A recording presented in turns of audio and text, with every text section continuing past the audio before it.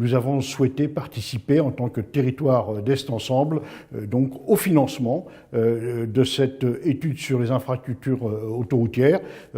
sujet qui est extrêmement prégnant sur le territoire d'Est Ensemble de par son histoire, mais aussi parce que sur un sujet comme celui-là, nous avons besoin d'une expertise au niveau donc métropolitain de ce sujet, parce que ça ne peut pas être uniquement la juxtaposition de la problématique connue dans chaque territoire.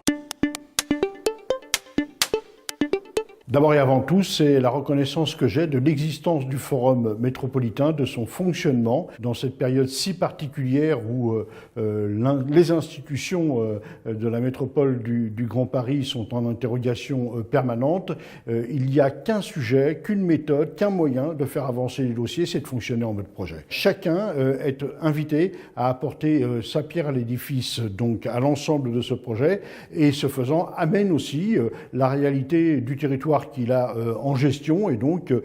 à la fois des apports que le territoire peut représenter sur un projet comme celui-là, mais aussi l'expression des attentes que nous avons. Je pense qu'il faut plutôt orienter notre pensée et notre réflexion sur un nouvel usage pour ces réseaux routiers. Si on imagine demain que ces réseaux routiers sont des réseaux de circulation propres, très probablement qu'ils n'engendreront pas la même nuisance auprès des populations qui fréquentent ces réseaux routiers. Deuxième élément, c'est un élément majeur de mobilité. Je rappelle que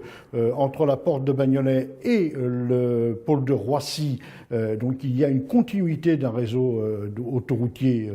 entre ces deux points, et que si nous arrivions à imaginer un transport propre sur ces réseaux routiers, nous permettrions, ce qui n'est pas le cas aujourd'hui, aux habitants du territoire de la Seine-Saint-Denis et d'Est Ensemble d'accéder à ce gisement d'emploi extraordinaire qui est celui de Roissy, et pour lequel, pour l'instant, faute de moyens de transport adaptés, ne peuvent pas se saisir de cette chance.